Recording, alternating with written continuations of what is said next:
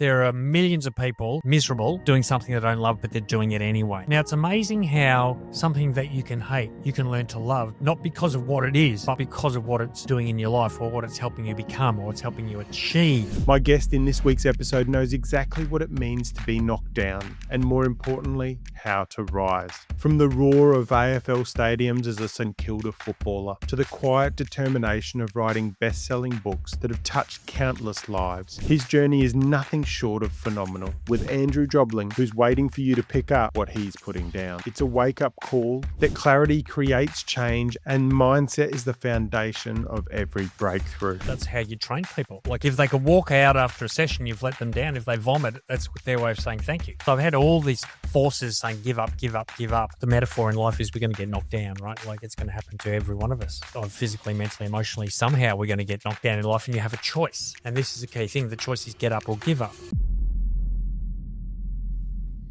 Andrew, welcome to Share. Steve, pleasure being here, mate. Thanks for having me. Excited to get into our chat today. Me too. Love it. Love it. Yeah, we've got some similarities in what we do, and it's really a passion of mine, and I know it's a passion of yours on unlocking the insights and the stories and the reflections that we can share to help others out there that are listening. For sure, mate. I think everyone's story has got something in it that'll inspire and help other people. So yeah, if mine can exactly. do that, then I'm happy, and I'm sure yours will too. So we'll share, hey? Perfect. Let's share. Yeah, sounds bloody good. Andrew, can I first ask, what's been the most defining moment in your journey that shaped you to be the man you are today? What, one defining moment? You got to be kidding me. Well, what if you had to? We're going to unpack a number of things in this discussion, I'm sure. Oh, but gosh, what's the first one that comes to your mind when you think about it? Oh, mate, there's been defining moments my whole life. I wouldn't be where I am today if it wasn't for those defining moments. I don't think there's any one. I think the first defining moment was when I was a kid, and I remember as a middle child, and I don't know if you know much about middle children. We are attention seekers for sure. Insecure little kid I was. I had an older brother who was always smarter and better behaved, and I just remember it in primary school going through being a year behind him and going to the same class he had, same teacher he had every year, and almost every year without fail I'd hear the same thing, why aren't you more like your brother? And over a few years, obviously the belief in my brain was, okay, I'm not good enough. And as strange as it sounds, that's a defining moment because it started to define me. I started to see myself as not enough, and that you can go in a couple of different directions. When you don't feel good enough, you can either spiral or you can try and prove to the world and to yourself that you are. Not that that's the right reason to do it, but it certainly it sparks something in me to go, okay, well, if I'm not good enough, then I've got to do something great. And that was what probably the reason I decided to be a professional athlete and got working my little brains out and ended up playing 7 years at St Kilda, and all for the wrong reasons, totally for the wrong reasons.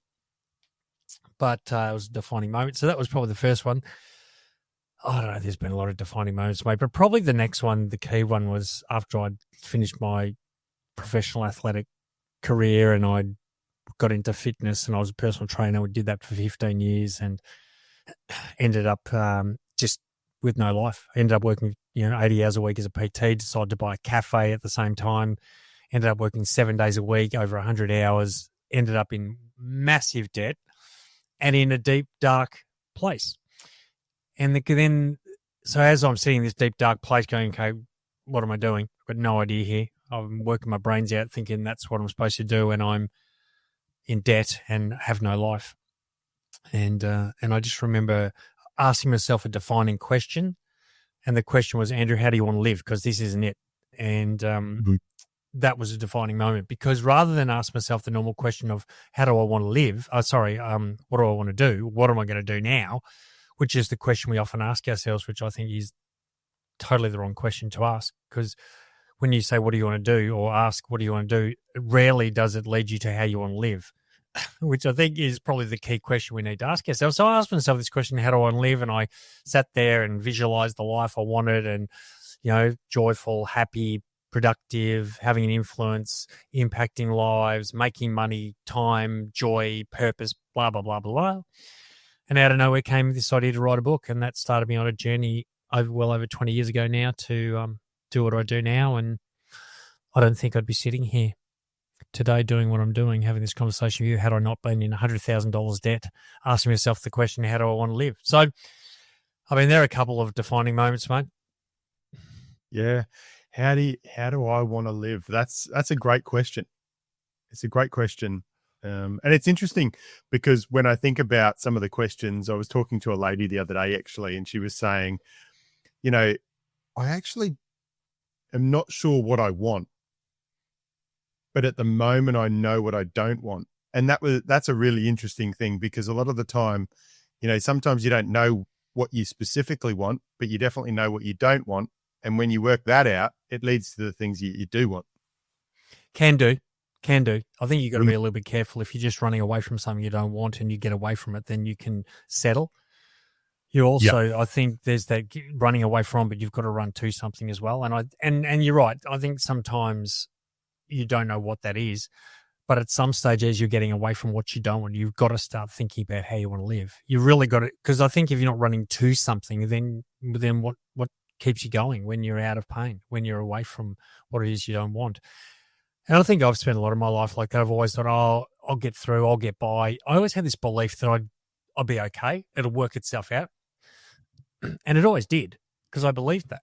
But it never got to an abundant point, because that's not what I believed. I believed I'd get through it. I'd be okay. I'll survive. And I think a lot of people live in this survival. I'll just get out of pain. I'll just pay the next bill. I'll just, just get through the next doctor's appointment. I'll just manage this. And they stay stuck. They might survive and accept their life, but it won't be that joyful, abundant life that's possible unless you're clear on how you want to live. Yeah. As a personal trainer, Andrew, going through working all those hours in the gym, it's interesting. I always think about when I've trained and when I've had personal trainers train me. And it's interesting because the strategies are different. And I had a lady, and we talk about what we want and what we don't want. I had a lady that was training me many years ago, personal trainer. And she said, all right, burpees. And I said, I just hate burpees, right? Everyone hates burpees, right? Of course you do. Right? So I said to her, I just hate burpees. And she says, I am going to make you do burpees until you love them. And I said, and at that point I went, you are missing the point, love. Like, I'm sorry. And I didn't last that much longer with her as a personal trainer, because I thought, like, in life, if you want to get somewhere, you've got to enjoy the journey in some cases, right? There's going to be some struggles. There's going to be some pain points. But, it's like, if you want to eat healthy, there's no point a dietitian or a nutritionalist saying, what are all the foods that you don't like that are healthy? Okay, you're going to eat all those.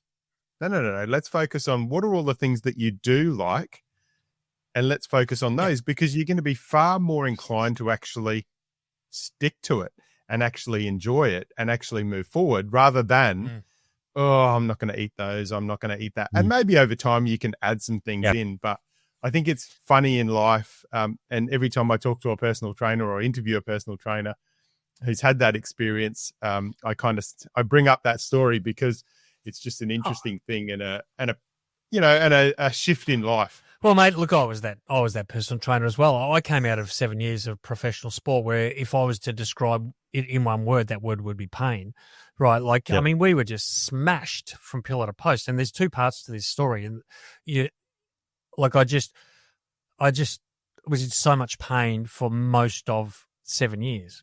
And as I left that and got into personal training, well, that was my mindset. I thought, well, that's how you train people. Like, if they could walk out after a session, you've let them down. If they vomit, that's their way of saying thank you, right? That was my mindset. You make people do you something painful that they don't want to do, right? I mean, that's my mindset of what a personal trainer was. So, I mean, I do agree with what you're saying. You've got to enjoy it, but you're not always going to enjoy it, right? Like, the reality is there's stuff in life we don't enjoy. I mean, how many people do you reckon wake up every morning going to a job that they've done for 20, 30 years and they don't enjoy it, but they get up and go anyway? I mean, So, Well, they're stuck on the treadmill. well, but they're stuck on a treadmill, but they're also stuck in their mind thinking, well, this is my only option. But there's a reason for them to do that anyway, even though they don't like it. I mean, right now, as you and I are chatting, there are millions of people miserable doing something they don't love, but they're doing it anyway, right? They're doing it because there's a bigger purpose. There's a reason for why they're doing it. They need the money. They need the money to live the lifestyle, to pay off the mortgage, all that kind of stuff. Now, I'm certainly not advocating that you should settle for something that you don't love. And I think if you don't love it, you've either got to find a way to love it, right? So here's the point. You got to find a way to love it or change it. Okay? Do something that you can love or find a way to love. So again, I take you back to when I was a teenager and I'm training and I'm in a lot of pain. And like every session that I went to in my first few, every session I went to was painful. And in the early days, I hated the thought of it. You know, it was going to be in the afternoon and, you know, maybe during summer pre-season, it was hot and I knew I was going to either vomit or faint or my lungs were going to burst or my muscles were going to explode. And I thought, oh no, and my whole day was ruined because I was just miserable thinking about it. And then I stopped, and this is really important. I stopped and I said, well, if I keep focusing on the pain, I'm not going to keep going. I'm at some point I'm going to give up, but I don't want to give up because I want to get the result. So therefore, if I want to get that result and I want to be a professional athlete, then the pain is actually a pathway for me to get there. Right. And this is me going through this process in my head going, okay, well, if I want to run through the banner onto the ground as a senior footballer for the St Kilda Football Club, I've got to get through this mindset block that I've got. And I've got to look at training as part of the process that's moving me closer to my dream. Now, it's amazing how something that you can hate, you can learn to love, not because of what it is, but because of what it's doing in your life or what it's helping you become or it's helping you achieve. So it's quite incredible that I got to the point where I actually started enjoying the pain. Started looking forward to training, going, bring it on, because I know when I get through this session, I'm stronger physically, mentally, emotionally. I'm stronger, I'm more equipped, I'm more prepared. I'm going to make it at the top level. So I get what you're saying, spot on, mate. And you know, burpees, no one loves burpees. No, right? But we love the benefit of burpees. No one loves running up and down stairs, but we love the benefit of when it's done. You know, when I wake up in the morning, my alarm goes off at 4:52 every single morning. And these days I don't think about it, just get up, but rarely do I feel like getting up. The reason I do is because I know how good I'll feel when it's over. So the joy comes for me, not necessarily doing it, but knowing why I'm doing it. The joy comes knowing where I'm heading, what it's helping me create. I'm now 60 years old and I'm probably in better shape than many 30-year-olds. And that's not me being self-edifying. That is me saying, well, I will keep eating well. I'll keep exercising even if I don't feel like it because I want to feel this way. I want to be an example. I want to be healthy and I want to live beyond 100 years of age and do what I'm doing for as long as I possibly can. And that brings me joy. And I think that's something that I really kind of passionate about, focusing on the positive element. So the thing is when we wake up in the morning, and a lot of us wake up, sometimes the mind can kick in and go, oh, I'm tired, a little bit more sleep. I don't want to go to the gym. Oh, gym, I've got to get up. I've got to get ready. I've got to get to the gym. Oh, what about the traffic? All those, right? And the mind kicks in. But I always focus on now, and I teach people to do this and have this mindset, is that don't focus on the now. Don't focus on what the mind's trying to tell you. Ask yourself, how do you feel after that cycle class? Yeah. How do you feel after that run? How do you feel after that workout? And the answer is bloody unbelievable most of the time, ready to tackle the day. So are you better off, you know, having an extra hour and a half sleep?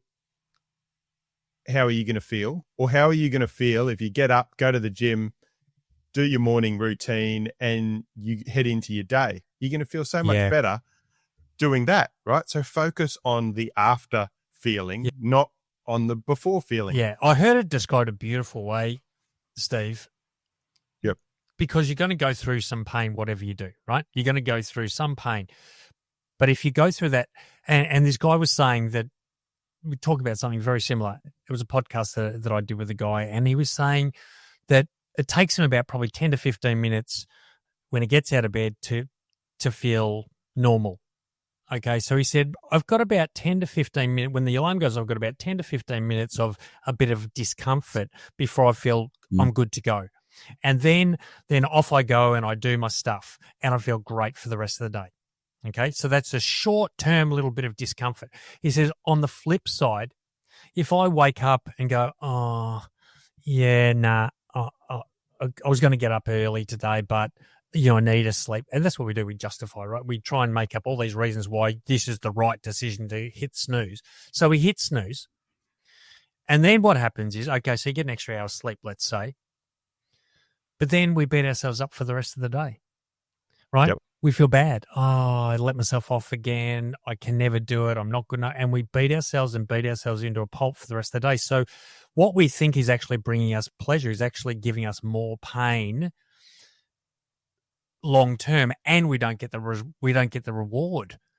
And what we're doing is we're creating a neural pathway in our brain, which is leading us more likely to keep hitting snooze. So that if people can just shift their thing and go, okay, it's going to be a bit uncomfortable when the alarm goes off. Of course it is. Yeah, it is. But once you're up. You feel great.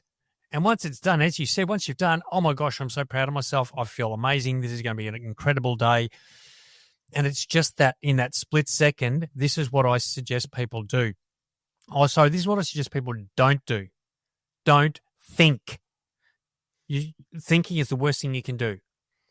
Our brain, our thoughts can be our best ally or our worst enemy. And for a lot of people, it's their worst enemy. So when that alarm goes off, don't think. Just throw your covers back and get up. And yes, it's going to be uncomfortable. And yes, you're going to feel like, oh, I wish I was still asleep. Yeah, of course you are. We all do. Everyone does. Get up. And within 5 to 10 minutes, you're going to be glad you're up. You're going to be ready to rock. And when you do your exercise for the morning or whatever it is your morning routine is, you're going to feel empowered and in control and confident about what's going to happen. So you're right, mate, that the thinking, we just got to learn to know when to think and when not to think. Yeah, perfect. Andrew, as a professional footballer for all those years, what were some of the biggest challenges that you faced over that time?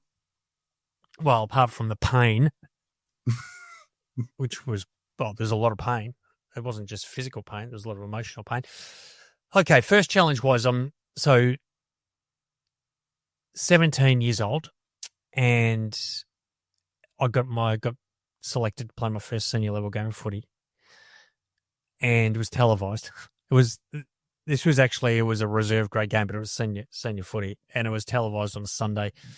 So, it was about 10 minutes into the second quarter, and I'm running around like a headless chook, no idea what's going on. If I'm being honest, it was just wow. They were big and fast, and they hit really hard, and in fact, so hard that I ended up knocked out, carried off on a stretcher, went to hospital, and I really had to question, okay, what am I doing? Because I was never equipped. I call myself an unlikely athlete because I was this skinny, sooky little kid and not physically equipped to be a professional athlete.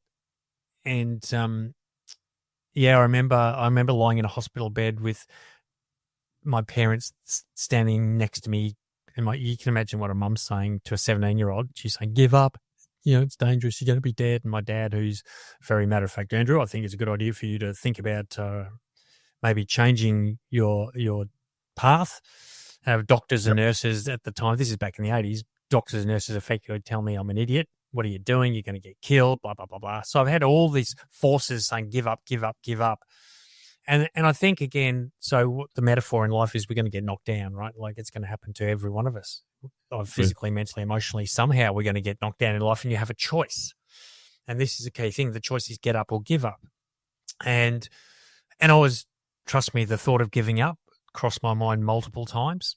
But I stopped, and again, I thought, well, what do I want in my life? What do I want to achieve? And I thought, well, okay, well, if it's going to mean I'm going to get knocked down a couple of times, well, like, that's okay. I'll just get back up. And that was a real, that was a defining moment. We're talking about defining moments. Probably the greatest challenge, the the biggest challenge, but the most powerful lesson I got was when I actually got selected to play my first senior game of footy. It was the last round of again, this is letting people know how old I am. The last round of 1983. So I played my first senior game of footy at those Collingwood supporters listening at Victoria Park, which was not a friendly place to play your first game of footy if you're not a Collingwood footballer. There was some very colourful language, and I got called some interesting names. So I played that was my first senior game of footy, and I thought, okay, well, I'm in, I'm ready, I'm rocking, my career's off and running, and off I go. And for the next year, and I fully expected to be in the senior team right from the start of '84, and didn't happen. Missed the selection. Okay, all right, okay, well, yeah, that happens. I just play well in the seconds, and I'll get a game. And did. Missed selection again and again and again and again and again for every single game for 1984. Did not play a senior game. I played in the reserves every week, played well every week, and every week coach would say, keep going, jobbers, you'll get there. And every week I missed selection, and it just started to chip away at my confidence and my belief. And I just got angry, and I just like, what am I doing? It's not fair, typical, went into victim mindset a bit. But here's the key. Every time that I, again, felt like giving up, I just thought, no, Andrew, keep showing up. Because if you keep showing up, one of two things is going to happen. You're either going to get a game, or they're going to tell you you're not good enough. And at least then you'll know. You'll know. But if you give up, and this is a key point, if you give up, you'll never know if you could make it. If you give up, it's a certainty that you won't achieve whatever it is you want to achieve. Give up and you take yourself out of the game, and that's it, all over. So I thought, I'll keep showing up. And I just kept showing up, kept playing well, kept training, kept times when honestly, I really wanted to give it in, and I wanted to punch the coach square in the face. But that probably wasn't a good idea. And I kept showing up. And it was then the following year, 1985, around about round 5 or 6, I think, I got my second game. 20 months later. Now, the only reason I got that game is because I kept showing up. And I look back and I go, okay, that second game of footy, I think about my first and I think about my second. In that second game, I was one of the best on the ground, and, about 20, 25 possessions. And I just thought, wow, I looked at myself and thought, I'm a different person now. And I needed that 20 months. I needed that rejection. I needed that growth. I needed that. Didn't feel like I needed it at the time. But when you look back and you think, okay, wow, that was so that was a challenging time, but grateful for it. And I think of all the challenging times I've been through, and I think everyone could say this, if you look at every challenging thing you've been through and look at how you've grown or what you've learnt, we're always better people. Well, maybe not always, but hopefully we've become better people because of those challenges that we go through, and I'm grateful for that. So I would never have gone on to play the footy I had I not got through being knocked out, carried off on a stretcher, and got through, missing out on selection for 20 months. I wouldn't have done it. So it just shows that, the bottom line is it's not ability, is it? It's really not ability. I mean, they obviously need some ability, but it's far more attitude than it is about ability. Yeah, some great lessons in that. Talk to me about, obviously elite sport back then, elite sport now. How do you compare your challenges? How do you see the comparisons between them? And what are some of those things that you think about now in today's elite sport that you go, I'm glad I didn't have to kind of deal with that? Well, honestly, mate, I'm not really that into elite sport anymore. I mean, that's a part of my life that is well and truly over. I gave up football in the year 1999. That's when I retired at the age of 35. And I was ready to move on. And, look, there's a lot of differences, isn't there? Back at and professional, I'm talking about AFL these days. I mean, I can't watch the game. It's interesting. I mean, you're a Queenslander, so I'm not sure how much you know about Melbourne footy and Melbourne footy grounds, but St Kilda played at Moorabbin and it was a swamp. Honestly, like the centre of the ground was just a mud heap. It was just it was tough. Like, you think the ground, and I went to a game last year at Marvel Stadium with the roof on. You know, the roof's on and the grass was like carpet, and it was like there was no wind and no external conditions. And I'm thinking, oh my gosh, put these blokes back in the 80s on the swampy football ground outside in the middle of winter. See how they go.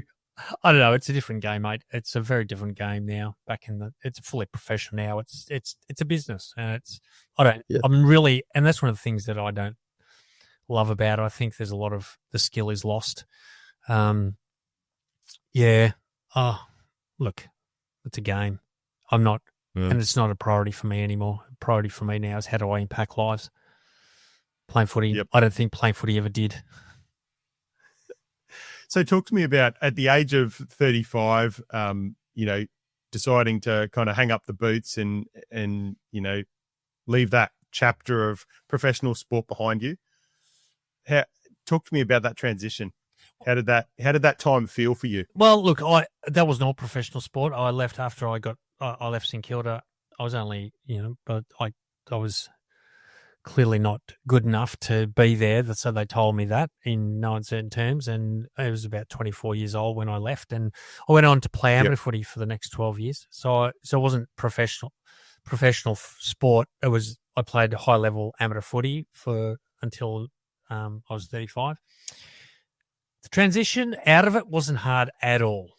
Honestly, I was ready. I'd done everything I wanted to do. I played 7 years of professional sport as in the amateurs. I played All Australian and state footy and captained the club and won best and fairest. Like, honestly, I think I'd achieved everything I needed or would want to achieve, and I was ready. I was into personal training at the time, had my own business, and so I had plenty of things to take my attention. So when I retired from footy, it was probably, if anything, a relief. I mean, I wasn't limping every Monday, Tuesday, and Wednesday. The grazes all on my body and bruises, and it was actually good to wake up and feel semi-normal. So, I shifted into the next phase of my life, which was okay. Now I need to focus on business. That stage, I was really wanting to focus on business and building myself and building a business and having an impact. So the transition wasn't hard at all. It's probably hard to get. I mean, a lot of hard, as a PT, there's a lot of challenges, the hours that I worked and a range of different things but moving out of footy wasn't hard at all. Before we get back into the episode, from time to time you might have a burning question, a guest recommendation, a comment, or some feedback, which I always appreciate. If so, I'd love to continue the conversation after this episode, so let's connect. I'm easy to find, but the best place to engage and connect is on Instagram, @TheSteveHodgson. But that's enough from me. Let's get back into the episode. Yeah. Now, you've authored a number of books, one of them being, and we can see in the background there, Tears of Joy. And I know in that you outline some steps for personal transformation. Is there one or two key principles that listeners, those listening right now, can apply to initiate positive change in their lives? Oh, absolutely. Well, first one is ask yourself the question, how do you want to live? And actually think about it and get clear. Because I think the first step, if you're not going to create any change, if, number one, you don't know what you want, and number two, you don't know why you want it. As I think about being an athlete and I think about being an author, I mean, an athlete, I had a reason, and it was the wrong reason to be an athlete, but it was a non-negotiable. So it was going to happen. And that's why I was able to get through those challenging times, not because it was easy, but because it was going to happen. So I think that's always the first step. If you don't have clarity in what you want and you're not fully committed to getting it, then you'll make excuses, you'll hit snooze, you'll justify why it's the wrong time, or you're too busy, or all the blah, blah, blah rubbishy excuses we give ourselves. And none of those are, the time thing is never the issue, ever the issue. It's always prioritizing. When I decided to write my first book, as I said, I was working 7 days a week. I had two businesses and one was failing miserably. I was in $100,000 debt. And, I'm sitting there just head in my hands thinking, how do I live my life? And this is not it. And started to visualize impacting life and all the stuff I was saying earlier. And then out of nowhere comes this idea to write a book, right? Now, this is the most illogical idea I've ever had. And this is probably, but it came because of the clarity of, and this is why having that clarity is so important. Once you know what you want, your mind will open itself up to opportunities and possibilities of things that will help you achieve that, right? The power of our mind is incredible when you direct it in the right way. The power of our mind is powerful no matter what you're focused on. It'll either take you up to the place you want to be or take spiraling down to a pretty deep, dark place. And it's always our thinking, And so that was, the tears of joy, the whole idea of the book is that every outcome we experience in our life, good, bad, happy, sad, healthy or unhealthy, starts with a thought, a belief or a perspective we choose to focus on. Now, the key thing there is we choose to focus on it. And so many people go, well, I just thought this, it's not my fault, and someone made me do that, and someone made me feel like this, and this happened, and the government, and we love to blame, but the reality is I focused my thoughts. I thought, I'm going to write a book. Okay, how do you do this? Don't know. I'll work it out. And this thought consumed my mind because I could see once I'm a best-selling author, then all those things that I want for my life will happen. And I'm thinking, okay, well, I've got no other options right now. This is it. Nothing's going to stop me. I've got to get going. Got to get started right now. And that's what started. So out of nowhere, this idea comes to write a book. Without any idea what I was doing, I started that day because I couldn't see any other way. And the fact that I didn't know what I was doing didn't bother me because I knew as long as I get started, the path will open itself up for me. And it's amazing how when you have the right thinking, it starts to create the right emotions, the right feelings that will support what you want. You start to take the actions you need to take. And over time, you create the routine that predictably will lead you to a result. And this is why I say it's not about ability. It's about the right routines. You create good routines. We talked about getting out of bed. Get out of bed, exercise every day. You'll be healthy. Well, you'll be fit. Maybe not healthy. Create the right habits around breakfast and eating and drinking water. Create the right habits around communication and saving. Every result we're experiencing in life is based on the routines that we create. So if that's the key, then I need to create better routines. But if we're not creating the right routines, and when we look at the routines we do have around certain things, whether it's hitting snooze or whether it's conflict or maybe we're not that healthy or whatever, I always say to people, go back to your belief about that because that's a thought. Your belief. Well, I can't, I'm not good enough, or I procrastinate, or I don't have enough willpower, or whatever. There's always a thought or a belief or a perspective at the core of everything you experience in your life. And if what you're experiencing you're not loving, go back and identify and assess the thought, the belief, or the perspective, and think about how you can change it. Because if you change the thought, change the emotion, change the actions, then everything changes. Yeah. I'm really passionate about getting people to raise the awareness of, a lot of people are traveling along the treadmill. They're just going through routine day after day, week after week, and they're missing so much, and they're not reflecting. They're not, acknowledging, they're not appreciating the journey that they're going through. And a byproduct of that is that they're not actually being more aware of who they are, who they want to be, what they like, what brings them joy, all these different things. And I think the power of having and raising your awareness is so important in that journey of growth. Yeah, absolutely. Absolutely. I think the greatest thing we can do is, what's the saying? The past is history. The future is a mystery. The present is a gift. Yep. I think it's something like that. And it's all happening. Everything happens in this moment. I think the biggest challenge we have is we spend far too much time thinking about our past and what we didn't do right and what we could have done better and what we should have done, and I wish I hadn't done that. Or we're thinking about the future going, well, how am I ever going to make that happen? How am I going to get out of the situation? And what if that happens? And what if this happens? And it's such a waste of time, and all it's doing is creating unhealthy emotions that are just stopping us from taking action, but also having a physiological effect on our body. When if we just focused on the moment, this very, very moment, firstly, as you said, like, what have I got to be grateful for? My gosh, think about that. Love that question. What have I got to be grateful for? Where can I find some joy? And people think, oh, I've got to achieve this before I can feel joy or happiness. Well, no. What about if you just sat for a minute and looked around your room and your house and where you live and walked outside and looked at the trees and the birds in the sky? And, you know, I live in Melbourne, live in a suburb called St Kilda, and I'm on the beach. And, you know, I go down there and I just train there this morning and look out over the water, and every now and then there's a dolphin that swims past, or a pelican, and just think, wow, how amazing this is. Mm. Once you can get to that place of, you know, really being mindful, getting into yourself in the moment, finding gratitude, you'll find that inspiration comes and ideas come and answers come. All the things we're struggling with will come when you can focus on the moment, focus on what there is right now to be joyful for, rather than thinking, well, when I've got money, then I'll be happy, or when I'm healthy, then I'll be happy, or when this happens, then I'll be happy. No, you choose joy first. Otherwise, those things will never happen. Yeah, that's exactly right.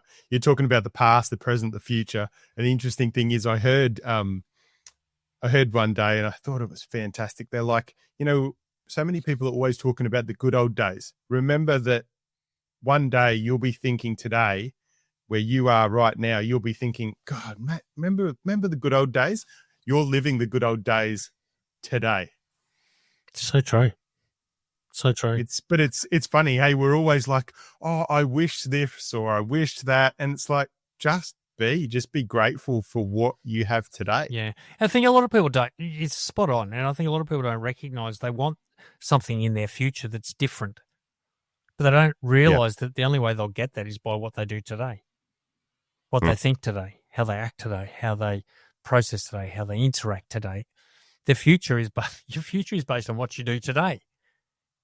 If you don't do anything today, then your future's not great. If you don't exercise today, then your future's not looking so good. If you don't save some money today, if you don't encourage people or compliment people today, it's going to have an impact on your future. And you're going to look back and go, oh, well, gee, I wish I'd done things differently. Well, you're here now so you don't have to look back and think you should do things differently. You're here today, do things differently today, and watch what happens in your future. Because change, for a lot of people, they think it's this extraordinary, tough, overwhelming process that is uncomfortable. It's not. It's simple decisions that we get to make every day that put us on a path. So the decision is, that's why people hit snooze, because they think it's not that big a deal. Oh, it's just today, I'll sleep in today. But they don't recognize that what they're doing is they're setting an intention. They're setting a mindset. They're laying tracks in their brain, which is leading them to a habit that's going to keep them stuck. You know, every time we react to something rather than respond, you know, we think, oh, well, that person made me angry, and that they're not thinking about the actual mental process and that simple decision to just forgive, or to give someone grace, or whatever it might be, to, you know, will I drink water or a can of Coke? You know, that little decision that we think, oh, it's just one can of Coke, it's not a big deal. It's a big deal, because it's not just the can of Coke, it's the decision, it's the habit that you potentially are creating. And these, you know, when we get up and go, okay, I'll go for a walk today. It's only half an hour, and it didn't make any difference in this moment. But if I do it every day, the compound effect is massive. By eating breakfast every day is massive. By complimenting 5 people a day, the compound effect is massive, massive. That's where change comes, this compound effect of doing something almost seemingly insignificant, but doing it every day. Just even one thing. What is one thing that you could do differently, and start doing it every day? But don't let yourself off the hook. Don't let that thought process give you an excuse. Those simple things we do every day are the things that will create incredible change. There's no way I would be sitting here an author if it wasn't for that. People, and I've written 8 books, and people say, wow, that's impressive. And I'm thinking, it's not that impressive at all. Like, I spend no more than 15 minutes a day writing, no more than 15 minutes a day. There's nothing impressive about that. but I don't miss a day. And Yep. you might say that's impressive. I don't think that's impressive because for me now it's just an unconscious habit. It's just what I do. It's not even a conscious thought. It's like, okay, I write today. It's like getting out of bed. I just get up today. I mean, it took a while, took a couple of months to get to that point, but now it's not that impressive, you know, and I think it's important to understand that achievement or success or happiness or joy, whatever it is not that hard. It really isn't. It's a decision that we get to make today and just win today. That's all. I don't have to worry about tomorrow or the next day, just today. What do I need to do today? How do I need to feel today? What do I need to find today? What can I visualize today? What can I do today? Who can I encourage today? Think about those tiny little things just today, though. Don't, because by the time midnight comes and goes, you've got a new today. Then you worry about the next today. But all I have to worry about is this moment. And I think the more we can just focus on our moments, the more life will change in the future. Yeah. And I think all those moments, all those things, all those daily habits, all those activities, events that are they're like words that make up the chapters of our life, right? And, leading into, you're heading towards 300 episodes of your own podcast, The Wellness Puzzle. And if you look back through my social media, I've written a post or two around the pieces of our puzzle of life. And so talk to me about your podcast. How did it start? And, what was the vision behind it? Well, the vision is always, my mission in life is to have a positive impact on people's lives. Like I'm creating a positive ripple effect. I want to leave a legacy of change, of positive change. So, I mean, the podcast was always a thought of mine, but, the same old stuff. Oh, I'm too busy, don't have time, never thought about it too much. I thought, oh, that'd be nice, but, the typical, that'd be nice, but the worst word in the world, right? Because it negates everything you say before it. I want to be healthier, but, all right, you just negated it. You just effectively cancelled it out. The reason it started was COVID, if I'm being honest. I mean, all of a sudden I'm in COVID and I've got time. I'm stuck at home. What am I going to do? Oh, I was going to start that podcast. I don't have an excuse anymore because time was my excuse.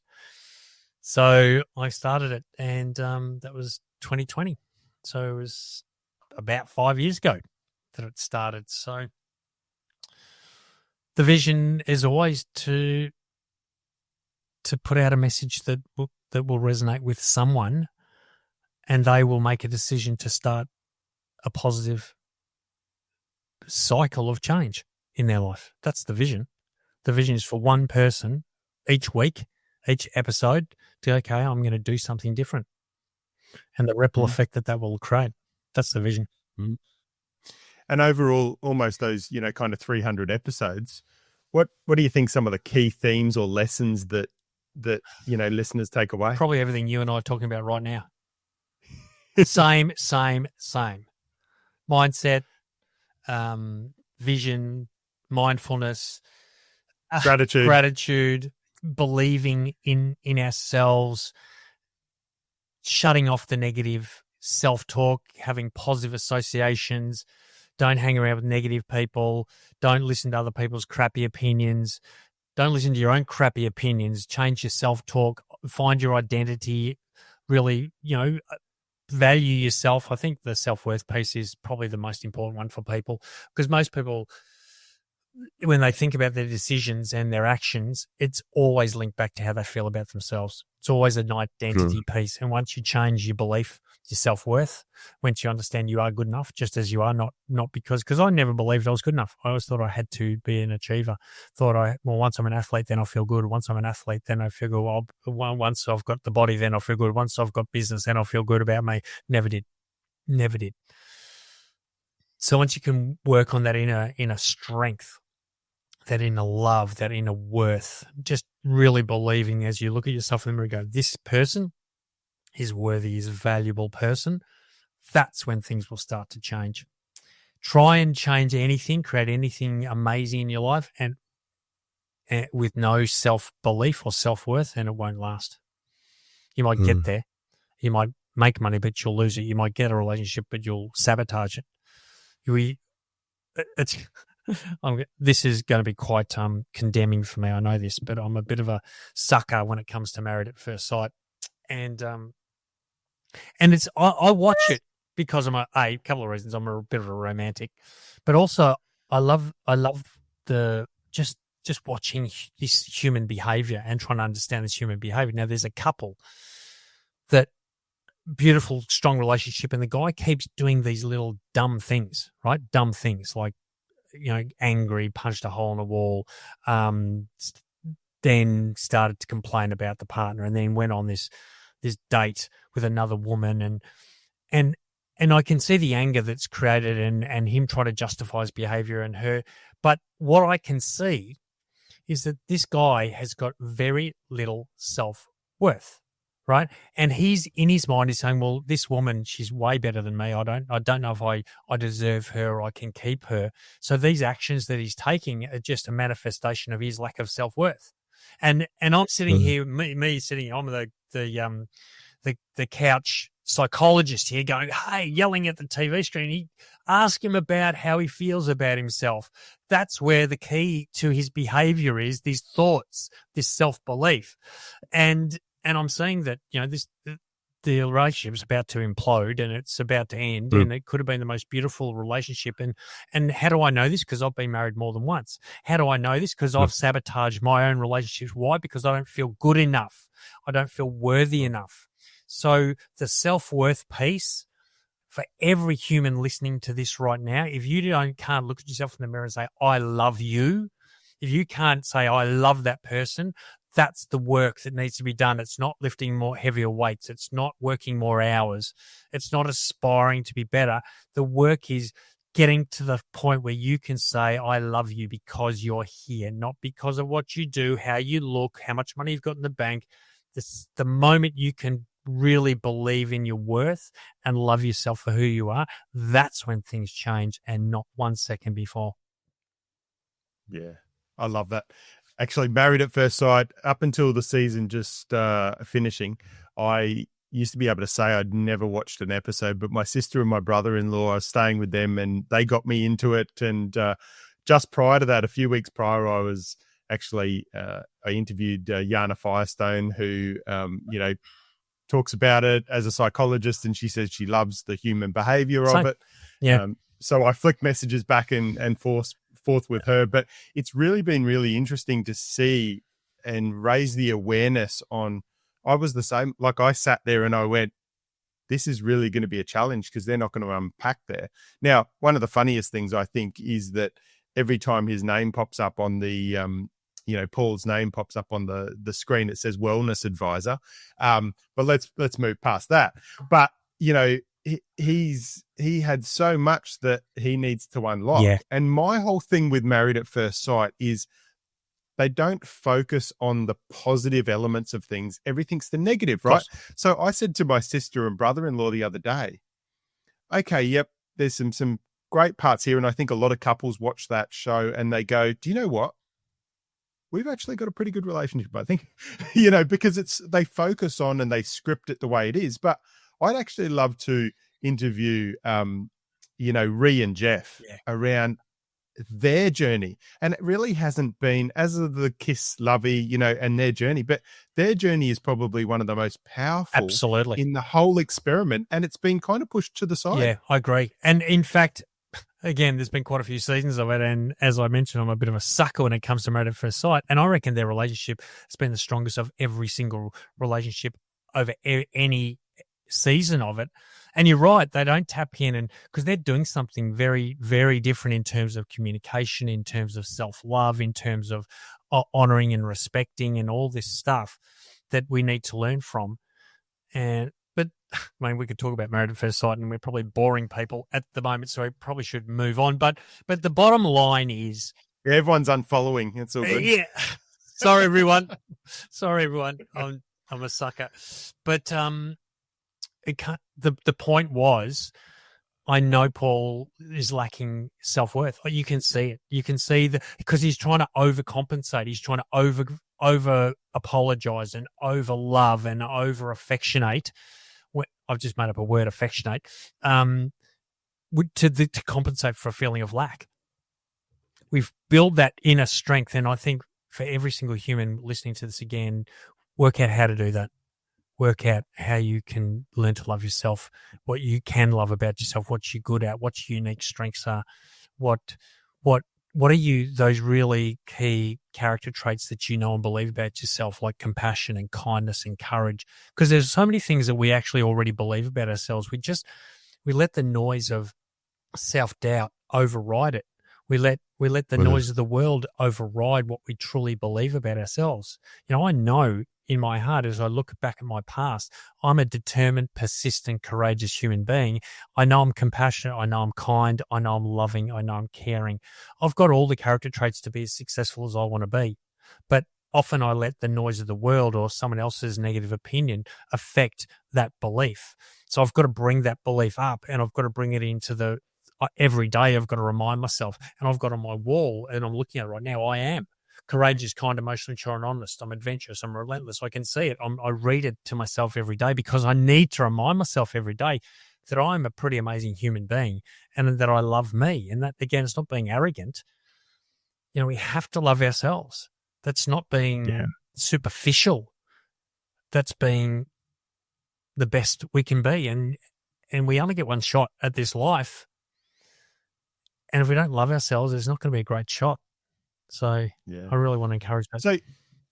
So obviously every day, you've got those words up there. Talk to me about some of the other, elements that you use from a self-care to kind of make sure that your wellness and well-being is, on track every day.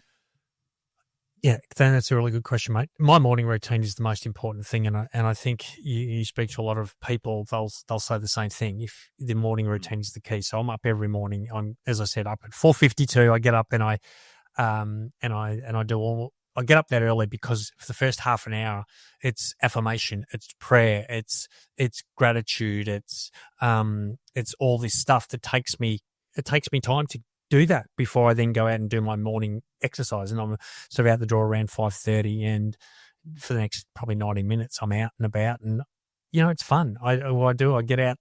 I combine my exercise with a couple of things. I combine it with mindfulness. So when I'm out, I don't take my phone with me ever. I go out and as I'm exercising, I'm just looking at this incredible environment that I live in. I'm looking at as I said, I'm looking at the birds and the sun rising and the pink sky and the water and then the next part is there's always down the beach, there's always people jogging past or walking past with dogs. So it's social as well for me. It's like, hey, how you going? Good to see you. I've got my little dog friends that come up and give me a lick on the face, and I love that part of that. So that first part, by the time I get home about 7:30, I feel so good. I feel amazing. And then I speak to my mentor every day about 7:45. And that's a big part of my daily routine. I make sure I'm eating well. I'm making sure I'm eating, I eat regularly. I make sure I get enough protein. I drink lots of water. And then, that just happens throughout the day. And then I get to do amazing stuff like this during the day, which just fills me, having these podcasts. I'm doing podcast interviewing, or I've got a couple of speaking gigs coming up this week, which I'm excited about. And all of it is, when I used to live, when someone asks you, how are you? And for most people, 99 out of 100 people say, I'm busy.